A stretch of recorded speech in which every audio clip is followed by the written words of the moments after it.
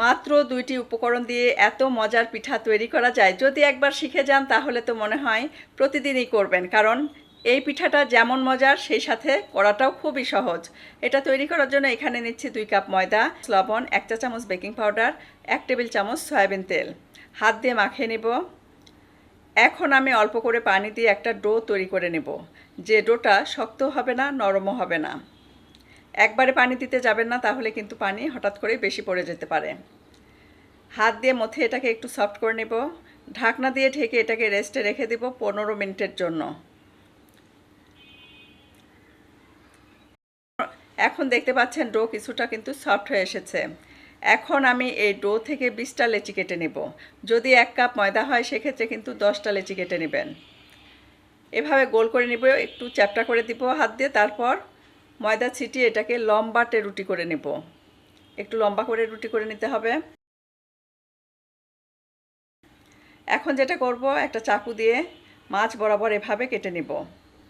তারপর ঠিক ধারগুলো আমি হাত দিয়ে মুড়ে দেব, যেমনটা কানটা মলে দেন সেভাবে। এটা আমার হয়ে গেছে।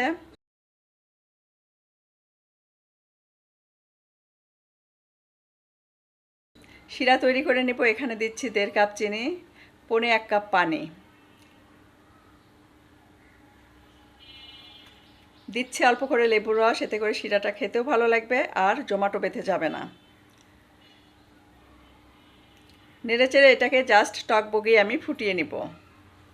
2 থেকে 3 মিনিট ফুটালেই হবে।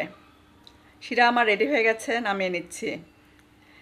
এখানে লম্বা করে রুটি 10টা মতো তৈরি করে নেব, যাতে করে তাড়াতাড়ি আমি পিঠাগুলো ভেজে নিতে পারি। তবে অবশ্যই রুটির গায়ে কিন্তু একটু বেশি করে ময়দা মাখিয়ে রাখবেন, তাহলে কিন্তু লেগে যাওয়ার কোনো ভয় থাকবে না। বাকি 10টা আমি পরে করব। একসাথে করতে গেলে সব কিছু কিন্তু একসাথে লেগে যাবে, তাই কেয়ারফুলি কাজটা করতে হবে।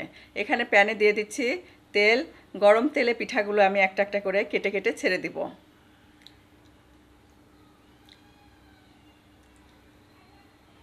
উল্টে পাল্টে খুব সুন্দর করে মুচমুচি করে ভেজে নেব।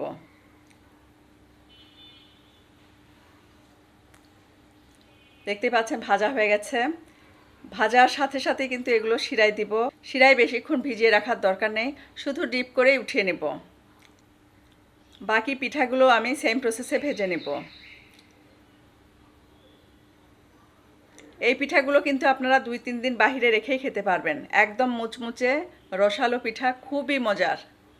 এ যাবত যতবার এই পিঠা তৈরি করেছি, যতবার লোকজন খাইয়েছি, সবাই বলেছে খুব মজার।